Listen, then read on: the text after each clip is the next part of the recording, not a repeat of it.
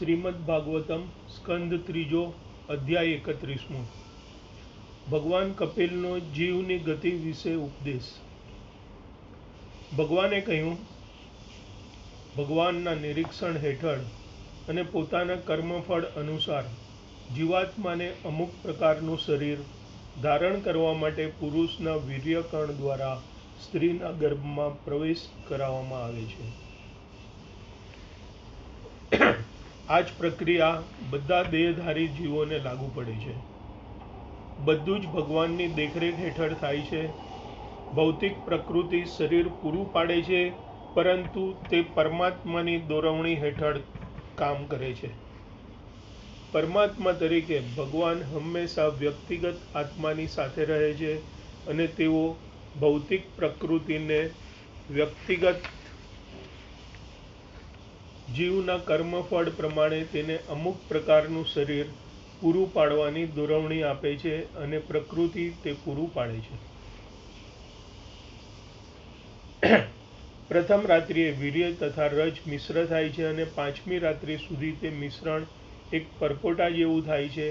10મી રાત્રિ સુધીમાં તે બોરના આકારનું થાય છે અને ત્યાર પછી તે પરિસ્થિતિ અનુસાર ધીમે ધીમે માંસ, પિંડ અથવા ઈંડાના રૂપમાં ફેરવાય છે। 1 માસમાં માથું આકાર પામે છે। 2 માસને અંતે હાથ, પગ અને બીજા અંગો આકાર ધારણ કરે છે। 3 માસના અંતે સુધીમાં નખ, આંગળીઓ, પગના આંગળા, વાળ, હાડકાં તેમજ ચામડી આવે છે। તેમજ જનેન્દ્રિય તથા આંખ, નાક, કાન, મોં તથા ગુદા જેવા શરીરના છિદ્રોની ઉત્પત્તિ થાય છે।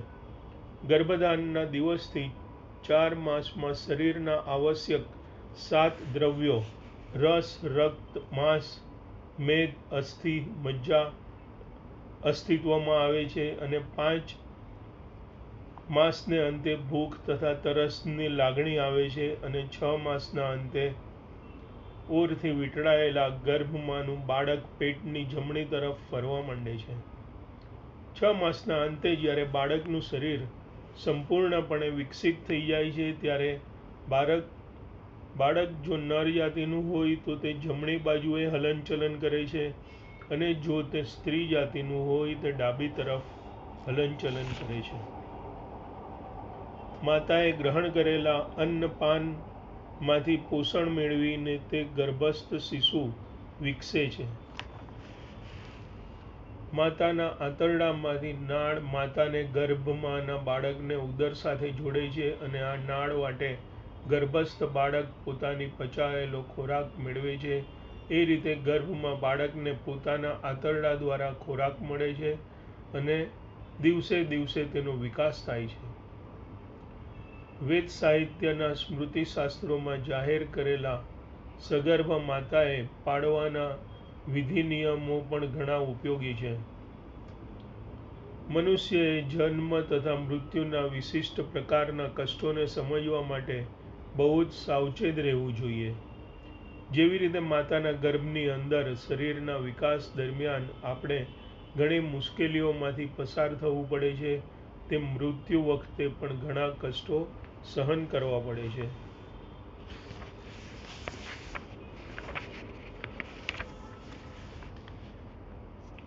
જન્મ્યા પછી બાળક તેના પાછલા જન્મોની મુશ્કેલીઓને કદાચ ભૂલી જઈ શકે છે। આપણે મુક્તિ માટે તૈયારી કરવી જોઈએ, તે આ મનુષ્ય યોનિમાં જ શક્ય છે।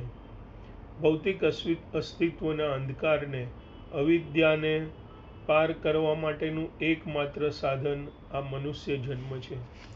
7મા મહિનાથી ચેતનાનો વિકાસ પામેલો ગર્ભસ્થ શિશુ પ્રસવ પૂર્વેના અઠવાડિયા દરમિયાન ગર્ભને બહારની તરફ દબાણ કરતા વાયુથી નીચેની બાજુએ ધકેલાય છે।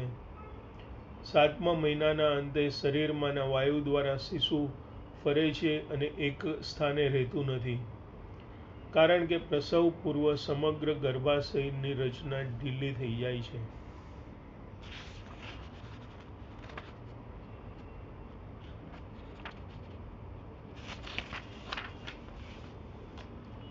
માનવજીવ કહે છે, અનેકવિધ સનાતન રૂપો ધારણ કરીને જે પ્રગટ થાય છે અને પૃથ્વી પર ચાલે છે તે ભગવાનના ચરણ કમળનો હું આશ્રય લઉં છું.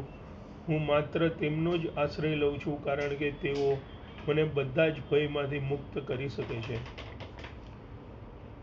અધર્મનો જ્યારે વધારો થાય છે અને સાચી ધાર્મિક પ્રવૃત્તિઓમાં વિરોધ ઉદ્ભવે છે, ત્યારે ધર્મપરાયણ લોકોનું રક્ષણ કરવા અને પાપીજનોનો સંહાર કરવા માટે ભગવાન પ્રગટ થાય છે. આ શ્લોક ભગવાન કૃષ્ણનો નિર્દેશ કરે છે. હું મારી ઈચ્છાથી, મારી અંતરંગ શક્તિથી પ્રગટ થાઉં છું. ભૌતિક પ્રકૃતિના નિયમો તેમને આવવાની ફરજ પાડતા નથી. ભગવાન જેવી રીતે જીવને ભયંકર જીવન દશામાં મૂકી શકે છે, તેવી રીતે તે તેનો ઉદ્ધાર પણ કરી શકે છે. માટે જ કૃષ્ણના ચરણારવિંદનો આશ્રય લેવો જોઈએ. કૃષ્ણ ઈચ્છે છે કે બધું છોડી દો અને મારે શરણે આવો. મારા કર્મોના બંધનથી બદ્ધ થયેલો દેખાતો હું, શુદ્ધ આત્મા, માયાની ગોઠવણીથી મારી માતાના ગર્ભમાં પડેલો છું. હું ભગવાનને સાદર પ્રણામ કરું છું કે જેઓ અહીં મારી સાથે જ છે, છતાં પણ જેઓ અલિપ્ત તથા અવિકારી છે, તેઓ અનંત છે. હું તેમને આદર ભાવે પ્રણામ કરું છું. હું મૂળ આધ્યાત્મિક છું, છતાં પંચમહાભૂતના બનેલા આ ભૌતિક દેહમાં હોવાને કારણે હું ભગવાનથી અલગ પડી ગયો છું, અને તેથી મારા ગુણો તથા ઇન્દ્રિયોનો અનુચિત ઉપયોગ થઈ રહ્યો છે. તેઓ ભૌતિક પ્રકૃતિ તથા જીવાત્માથી પર છે. આવા ભૌતિક દેહથી રહિત હોવાને કારણે ભગવાન તેમના દિવ્ય ગુણોમાં સદા મહિમાવંત છે. માટે હું તેમને સાદર પ્રણામ કરું છું. જીવાત્મા ભૌતિક પ્રકૃતિને આધીન થવાનું વલણ ધરાવે છે, જ્યારે ભગવાન પ્રકૃતિ તથા જીવાત્મા બંનેથી પર છે, અને તે બંને વચ્ચેનો તે જ તફાવત છે.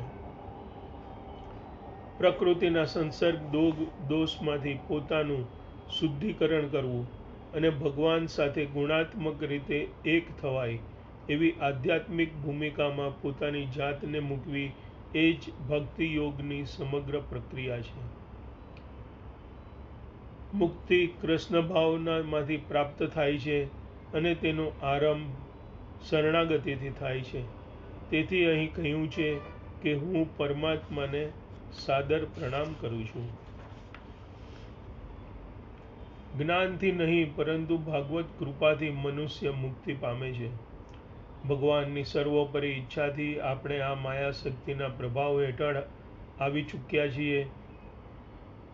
હું જીવ માત્રના હૃદયમાં બેઠો છું, અને મારે લીધે જ કોઈ જીવ વૃષ્ણમૃત્યુ ધરાવે છે અને કોઈ જ્ઞાન સંપન્ન છે. બદ્ધ જીવનું ભૂલકણાપણું, વિસ્મૃતિ પણ ભગવાનની દોરવણીના લીધે જ થાય છે. જીવાત્મા જ્યારે પ્રકૃતિ ઉપર માલિકી કરવા ઈચ્છે છે, ત્યારે તેને મળેલી આંશિક સ્વતંત્રતાનો તે દુરુપયોગ કરે છે, અને સ્વતંત્રતાનો આ દુરુપયોગ, જે માયા કહેવાય છે, તે હંમેશા સુલભ હોય છે. સ્વતંત્રતાનો અર્થ એવો થાય છે કે મનુષ્ય તેનો યોગ્ય કે અયોગ્ય રીતે ઉપયોગ કરી શકે. તે સ્થિર નથી, તે ગતિશીલ છે. તેથી સ્વતંત્રતાનો દુરુપયોગ એ માયાનું પ્રભાવનું કારણ છે. માયા એવી પ્રબળ છે કે તેનું ઉલ્લંઘન કરવું અતિશય કઠણ છે. ભગવાન કહે છે,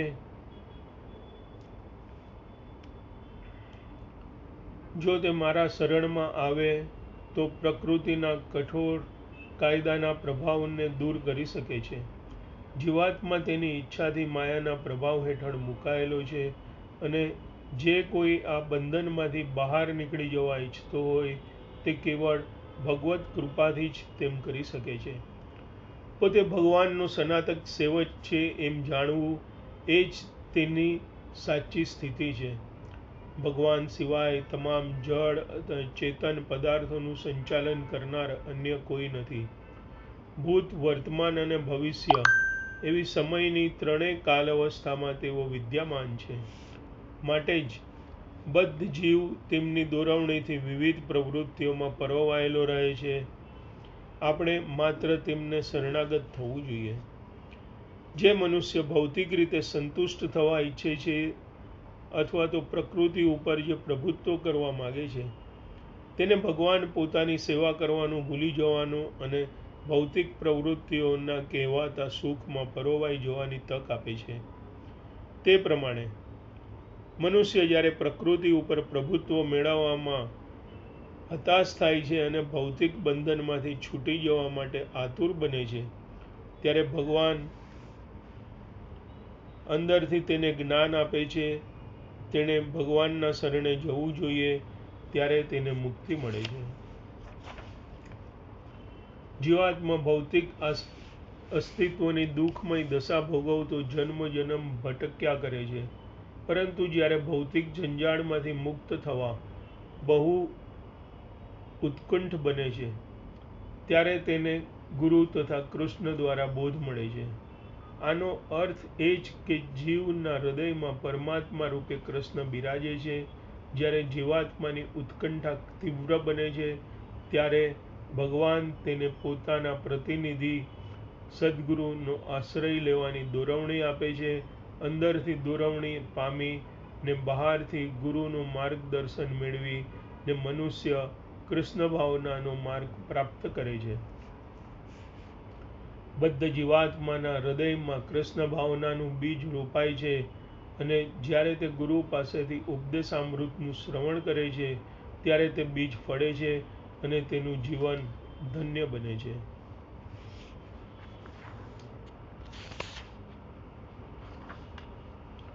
દેહમાં વ્યક્તિગત આત્મા સાથે બિરાજતા પરમાત્મા બુદ્ધિ તથા સ્મૃતિ બંને આપે છે. ભૌતિક પ્રભાવથી પકડમાંથી છૂટી જવા માટે બદ્ધ જીવ બહુ ગંભીર છે. એમ જ્યારે પરમાત્મા જુએ છે, ત્યારે ભગવાન અંદરથી પરમાત્મા રૂપે તથા બહારથી ગુરુ રૂપે તેને બુદ્ધિ આપે છે, અથવા સ્વયં અવતાર ધારણ કરીને ભગવદ્ ગીતા જેવો ઉપદેશ આપીને મદદ કરે છે. પતિત જીવોનો ઉદ્ધાર કરીને તેમને પોતાના ધામમાં પાછા લાવી શકાય, તે માટે ભગવાન સદા અવસર શોધતા હોય છે. આપણે તો ફક્ત કૃતજ્ઞ ભાવ અનુભવી શકીએ છીએ અને હાથ જોડીને પ્રાર્થના કરી શકીએ છીએ. વિવિધ પ્રકારના શરીરોની વિકાસ પ્રક્રિયા કંઈક અંશે ફૂલો જે રીતે ખીલે તેના જેવી છે. ફૂલના વિકાસના જુદા જુદા તબક્કા હોય છે. નિમ્નતર યોનિથી માંડીને ઉચ્ચતમ યોનિ સુધી પદ્ધતિસર વિકાસ થાય છે. મનુષ્ય યોનિમાંનું જીવન સર્વોત્તમ મનાય છે, કારણ કે તે જન્મ મરણના પાશમાંથી છૂટી જવા માટેની ચેતના આપે છે. એ જ તેના બીજા શરીરોની વચ્ચે તફાવત છે. મનુષ્ય યોનિના જીવનમાં ભગવદ્ કૃપાથી ચેતના એવી વિકસેલી હોય છે કે મનુષ્ય તેની વિરલ સ્થિતિનું મૂલ્યાંકન કરી શકે છે અને આ રીતે આત્મા તથા પરમાત્માનો સાક્ષાત્કાર કરી શકે છે. આવો સુંદર મનુષ્ય દેહ મળ્યો છે, તે માટે ભગવાનનો ઉપકાર માનવો જોઈએ અને તેનો યોગ્ય ઉપયોગ કરવો જોઈએ. પશુ પોતાને સંયમિત કરી શકતું નથી, તેનામાં ઔચિત્યનું ભાન હોતું નથી. જ્યારે મનુષ્યમાં ઔચિત્યનું ભાન હોવાથી તે પોતાને સંયમિત કરી શકે છે. મનુષ્ય પોતાના આત્માની, પરમાત્માની અને જગતની સ્થિતિને અને તેમના અંતર સંબંધોને જાણી શકે છે. ભગવદ્ ગીતામાં કૃષ્ણ પણ કહે છે કે અહમ સર્વસ્ય પ્રભવ, હું બ્રહ્મા, શિવ તથા બધા જીવો સહિત સર્વનું ઉત્પત્તિ સ્થાન છું. મનુષ્ય ભગવાનને આધીન છે એ તેણે જાણવું જોઈએ. પોતે પૂરેપૂરો સ્વાધીન છે એમ માનવું ન જોઈએ. બાળક ઉદરમાંથી બહાર આવ્યા પછી તરત જ બાળકમાં હું આ શરીર છું એવી મિથ્યા અહંભાવયુક્ત ચેતના વિકસે છે. જીવાત્મા થોડા વખતમાં જ પોતાની સ્થિતિ ભૂલી જાય છે અને શારીરિક સંબંધોની જંજાળમાં સપડાય છે. સમગ્ર ભૌતિક જીવન આ દેહાત્મ ભાવથી જંજાળ છે. હું આ શરીર નથી, હું આ ચેતન આત્મા છું, ભગવાનનો સનાતન અભિન્ન અંશ છું. એવી ચેતનાનો વિકાસ કરવો એ જ સાચું જ્ઞાન છે. એમ કહેવાયું છે કે સુખદેવ ગોસ્વામી પોતાના ઉદરમાં 16 વર્ષ સુધી માતાના ઉદરમાં 16 વર્ષ સુધી રહ્યા હતા. મિથ્યા દેહાત્મ ભાવની જંજાળમાં તેઓ પડવા ઈચ્છતા ન હતા.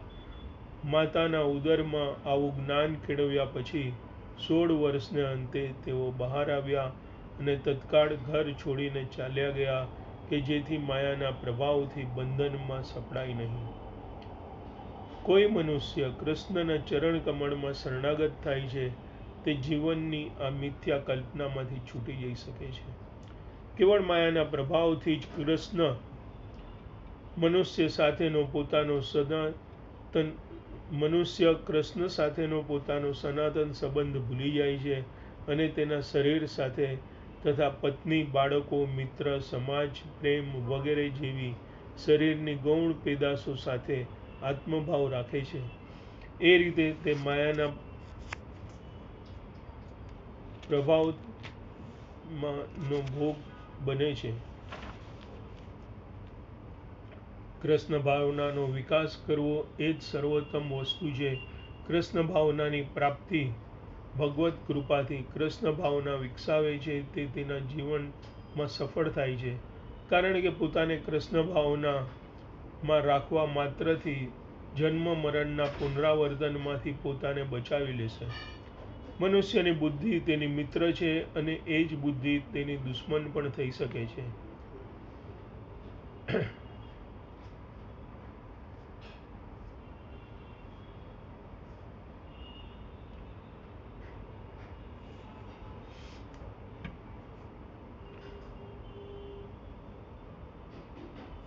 કૃષ્ણ ભાવનાનું રટણ કરતા રહીને કૃષ્ણ ભાવનાનો માર્ગ અપનાવીશું.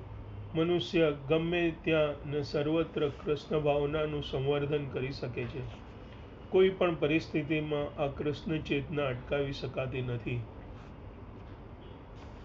ભગવાન નિર્દેશ કરે છે કે આધ્યાત્મિક ચેતનામાં આગળ વધવા માટે જે મનુષ્ય ગંભીરપણે વિચારતો હોય તેને હંમેશા જન્મ, મૃત્યુ, વ્યાધિની વેદના વિશે વિચારતા રહેવું જોઈએ. માતાના ઉદરમાંથી કુદરતની અવસ્થા વડે બાળકનું પોષણ થતું હતું.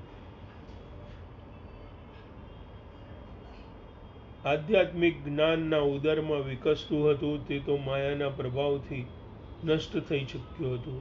એમ માનવામાં આવે છે કે આધ્યાત્મિક રીતે ઉન્નત કરતું જ્ઞાન જો મનુષ્ય મેળવે તો પણ સંજોગવશાત તે ભૂલી જાય છે. કૃષ્ણ ભાવનાની પોતાની વિવેક બુદ્ધિ સાચવવા માટે તે પ્રતિકૂળ સંજોગોને ટાળવા માટે માત્ર બાળકોએ જ નહીં પરંતુ મોટાઓએ પણ કાળજી રાખવી જોઈએ જેથી તેઓ પોતાનું મુખ્ય કર્તવ્ય ભૂલી ન જાય. જન્મથી માંડીને 5 વર્ષ સુધીના બાળકોનો સમય બાલ્યાવસ્થા કહેવાય છે. 5 થી 15 વર્ષ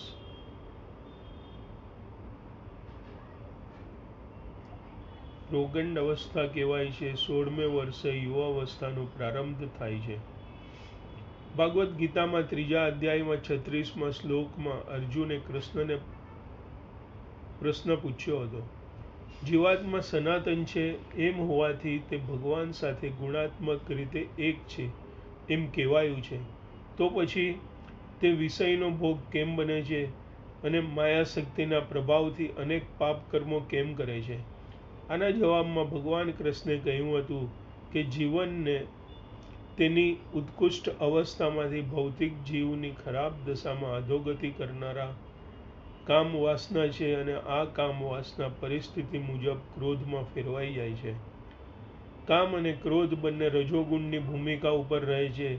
વાસ્તવમાં કામ વાસના જો રજોગુણની પેદાશ છે અને કામ તૃષ્ટિના અભાવે એ જ ઈચ્છાનું રૂપાંતર તમોગુણની ભૂમિકામાં ક્રોધમાં થાય છે.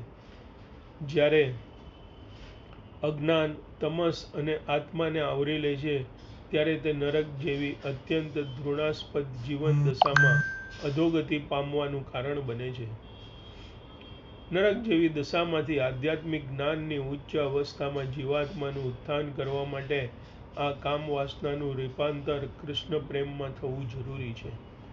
કામ તથા ક્રોધને હિસાબે આપણે આ ભૌતિક જીવનમાં અધોગતિ પામ્યા હોવાથી અને બંને ઉપયોગી કૃષ્ણ ભાવના પ્રગતિ કરવા માટે કરી શકાય છે અને મનુષ્ય ફરીથી તેની પહેલાંની શુદ્ધ આધ્યાત્મિક અવસ્થામાં ઉન્નત થઈ શકે છે. ભૌતિક જીવનના શરીરના પાલન પોષણ માટે જરૂરી એવા ઇન્દ્રિય તૃપ્તિના ઘણા વિષયો છે. તેથી આપણે તે બધાનો આસક્તિ વગર કૃષ્ણને ઇન્દ્રિય સંતોષવા માટે જ ઉપયોગ કરવો જોઈએ. તે જ સાચો વૈરાગ્ય છે. 5 તત્વો પંચમહાભૂતના બનેલા દેહમાં આત્મભાવ રાખવો એ પહેલું અજ્ઞાન છે અને દૈહિક સંબંધને લીધે અમુક વસ્તુ મારી છે એમ સ્વીકારવું એ બીજું અજ્ઞાન છે. આ પ્રમાણે અજ્ઞાનનો વિસ્તાર થાય છે. જીવાત્મા સનાતન છે, પરંતુ પોતાના હિતને ખોટી રીતે ઓળખીને નાશવંત વસ્તુઓને ગ્રહણ કરવાને કારણે તે અજ્ઞાનમાં મુકાય છે અને તેથી ભૌતિક વેદના ભોગવે છે. જે શરીર તેને માટે નિરંતર કલેશનું કારણ બને છે અને અજ્ઞાન અને કર્મ બંધનના લીધે જ તે અનુસરે છે, એવા શરીર ખાતર તે અનેક પ્રકારના કર્મ કરે છે અને જેથી તે જન્મ મરણની ઘાટમાળને આધીન થાય છે. ભગવાનને સંતુષ્ટ કરવાના હેતુ વિના કોઈ પણ કર્મ બંધનનું કારણ બને છે. પોતાના શરીરના હિત સંબંધે કર્મ કરે છે તે શરીરને હું માને છે. આ પ્રમાણે તે બધા પ્રકારના ગેરસમજૂતી ભર્યા કર્મો કરે છે અને કર્મો તથા વિવિધ યોનિઓમાં સતત જન્મ મરણના બંધનમાં દોરી જાય છે. જ્યાં સુધી મનુષ્ય દૈહિક કલ્પનામાં ચોટેલો રહે છે ત્યાં સુધી તેને જન્મ મૃત્યુનું દુઃખ ભોગવવું પડે છે. બુદ્ધિમાન મનુષ્ય સદા સંતો કે ભક્તો સાથે જ ભળવું જોઈએ. જ્યારે તે ભક્તજનોના સંગમાં રહે છે ત્યારે આધ્યાત્મિક વિકાસ સંબંધી તેની બધી શંકાઓનું સમાધાન થાય છે. તે આધ્યાત્મિક સમજણના માર્ગે સ્પષ્ટ પ્રગતિ કરે છે. જગતનું પરમ ધ્યેય તો કૃષ્ણ અથવા વિષ્ણુ છે, પરંતુ વિષયી જીવનના વ્યસની લોકો પોતાનું અંતિમ હિત કૃષ્ણ ભાવના છે એ સમજી શકતા નથી. કૃષ્ણ ભાવનામાં ઉન્નતિ સાધવા માટે નીચે જણાવેલા ગુણોનો વિકાસ જરૂરી છે: સત્યતા, પવિત્રતા, દયા, મૌન, આધ્યાત્મ, બુદ્ધિ, સાદાઈ, ભૌતિક સમૃદ્ધિ, કીર્તિ, ક્ષમા તથા મન તથા ઇન્દ્રિયોનો સંયમ. કૃષ્ણ ભાવનાની પ્રગતિના આ બધા ગુણોનો ઉદય થવો જોઈએ. ગૃહસ્થાશ્રમમાં જ નિયંત્રિત રીતે સ્ત્રીઓ સાથે ભળવાની છૂટ આપવામાં આવી છે. દીકરીના રૂપથી બ્રહ્માનું મોહિત થવું અને ભગવાનના મોહિની સ્વરૂપથી શિવજીનું મોહ પામવું એવા વિશિષ્ટ ઉદાહરણો છે કે જે આપણને બોધ આપે છે કે બ્રહ્માજી અને શિવજી જેવા મહાન દેવો પણ સ્ત્રીના સૌંદર્યથી મુગ્ધ થાય છે, તો પછી સામાન્ય બદ્ધ જીવ વિશે તો કહેવાનું જ શું હોય. ઉત્તમ માર્ગ તો એ છે કે મદન મોહનની સેવામાં લાગી જઈ ને ભક્તિ યોગ કેળવવો જોઈએ. ભગવાન કૃષ્ણનું એક નામ મદન મોહન છે, એટલે કે કામદેવને પણ તેઓ વશ કરી શકે છે. મદન મોહનની સેવામાં પરોવાઈ જવાથી મનુષ્ય મદન એટલે કે કામદેવના આદેશોને અંકુશમાં રાખી શકે છે.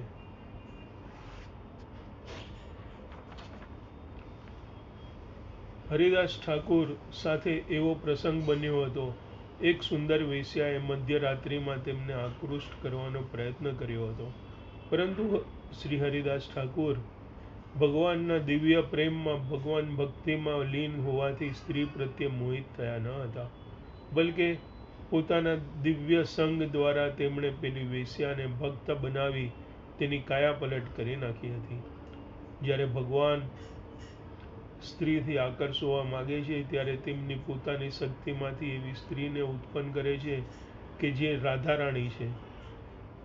ગોસ્વામીએ સ્પષ્ટીકરણ કર્યું છે કે રાધારાણી ભગવાનની આહ્લાદક શક્તિ છે.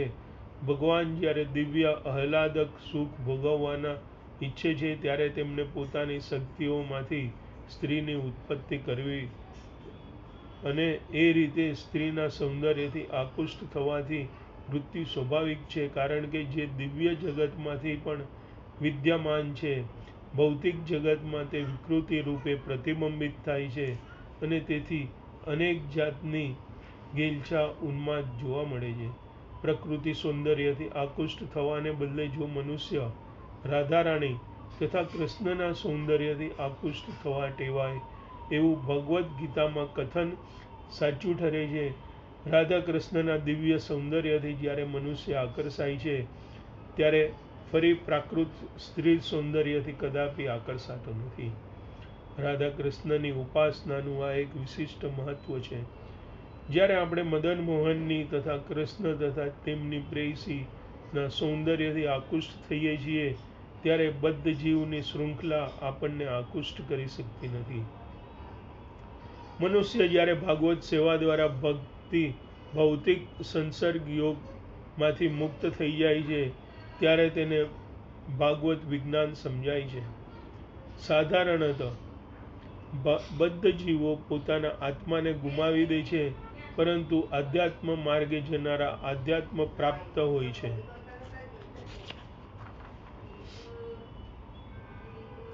આત્મા એ જ વાસ્તવમાં ભગવાનની તટસ્થ શક્તિ છે. દરેક જીવ અને શક્તિ વિશે વર્ગીકરણ થવાથી સ્ત્રી ભોગ્ય હોવાનું મનાય છે.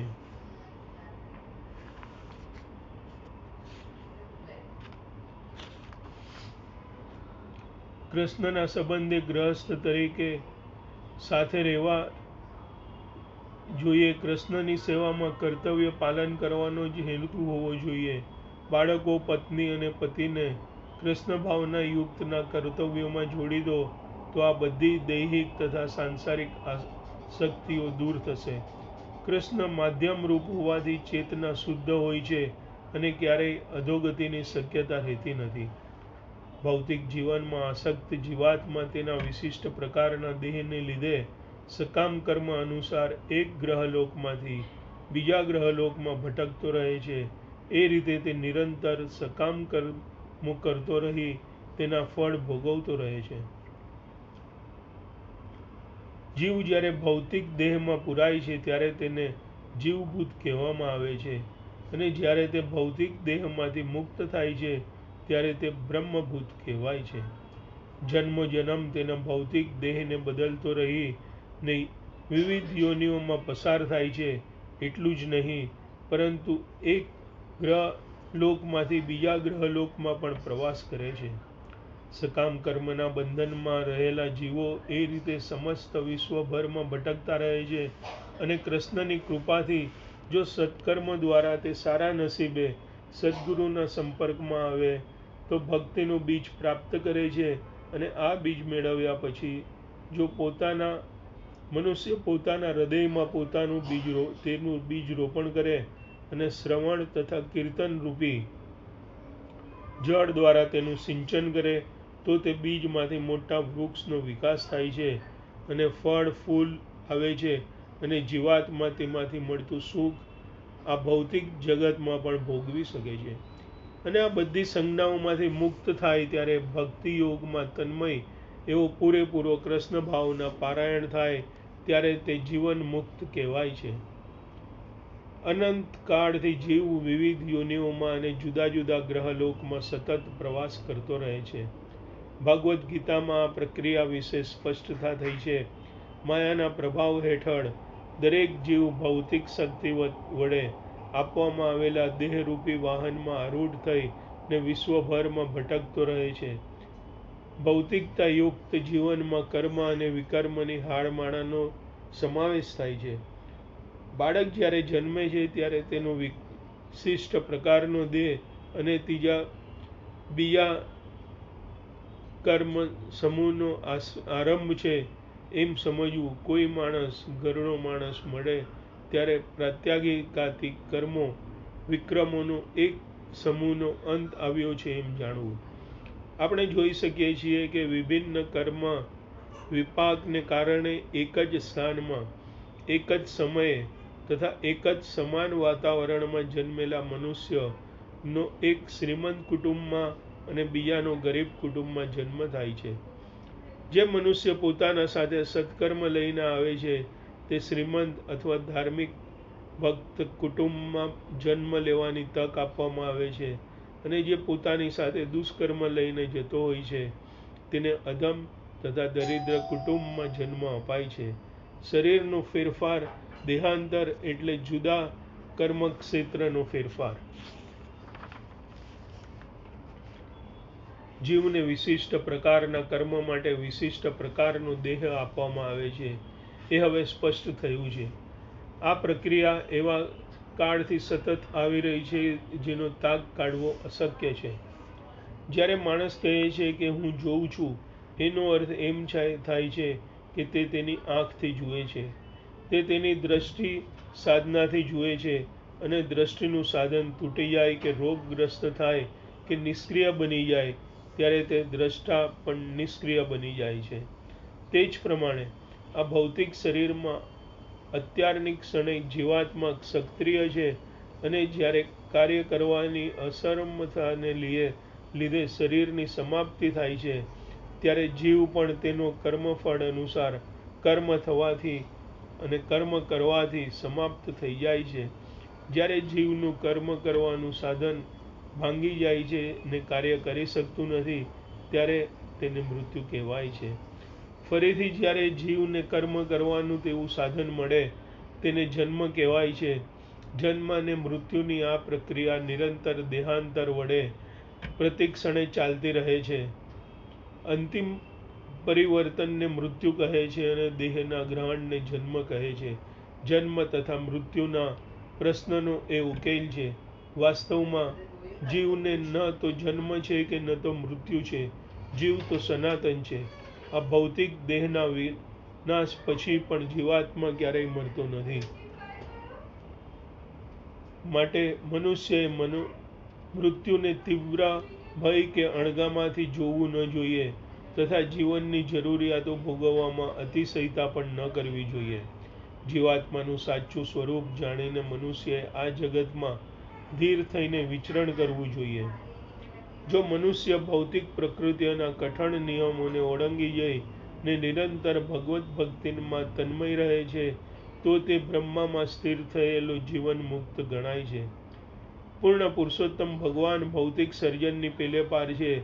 નારાયણ આ ભૌતિક સૃષ્ટિથી પર છે.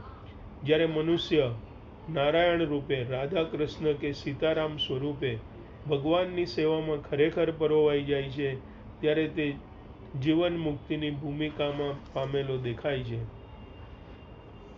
મુક્તિ એટલે કે પોતાની સ્વરૂપાવસ્થામાં સ્થિત થવું. તે જીવાત્મા ભગવાનનો સનાતન દાસ હોવાથી તે જ્યારે ગંભીરપણે તથા સાચા દિલથી ભગવતની દિવ્ય પ્રેમ સેવામાં તલ્લીન થઈ જાય છે ત્યારે તે મુક્ત અવસ્થામાં સ્થિર થાય છે. મનુષ્ય ભૌતિક પ્રકૃતિ ઉપર પ્રભુત્વ ધરાવી શકે છે, અને એવી ખોટી સમજણનો ત્યાગ એ જ સાચા ત્યાગ અને વૈરાગ્ય છે. બધું જ પૂર્ણ પુરુષોત્તમ ભગવાનની માલિકીનું છે. તેથી ભગવાનની સેવામાં બધું જ સમર્પણ કરી શકાય છે. કૃષ્ણ ભાવનામાં રહીને ભક્તિ કરવામાં જ આપણા સમયનો સદુપયોગ કરવો જોઈએ. મનુષ્યએ પૂર્ણ દ્રષ્ટિથી જોવાનું હોય છે કે બુદ્ધિ તથા યોગાભ્યાસ દ્વારા આ જગતનો ત્યાગ કરવાનો હોય છે. ભક્તની બુદ્ધિ હંમેશા ભગવાનના સંપર્કમાં રહેલી હોય છે. ભૌતિક જીવન પરત્વનું તેનું વલણ અનાસક્તિવાળું હોય છે, કારણ કે તે સારી પેઠે જાણે છે કે આ ભૌતિક જગત માયાશક્તિનું સર્જન છે. પોતાને સર્વોપરી આત્મા અને ભગવાનનો અભિન્ન અંશ જાણીને ભક્ત પોતાના ભક્તિ યોગમાં તલ્લીન રહે છે અને ભૌતિક કર્મ તથા વિકર્મથી સંપૂર્ણપણે અલિપ્ત રહે છે. આમ અંત સમયે તે પોતાના ભૌતિક શરીરનો અથવા તો ભૌતિક સ્થિતિનો ત્યાગ કરે છે અને શુદ્ધ આત્મા રૂપે ભગવાનના ધામમાં પ્રવેશી શકે છે. આ રીતે શ્રીમદ ભાગવતમના 3ય સ્કંદના ભગવાન કપિલનો જીવની ગતિ વિશે ઉપદેશ નામના 31મા અધ્યાય પરના ભક્તિ વેદાંત ભાવાર્થો પૂર્ણ થાય છે. શ્રી કૃષ્ણમ શરણમ મમ.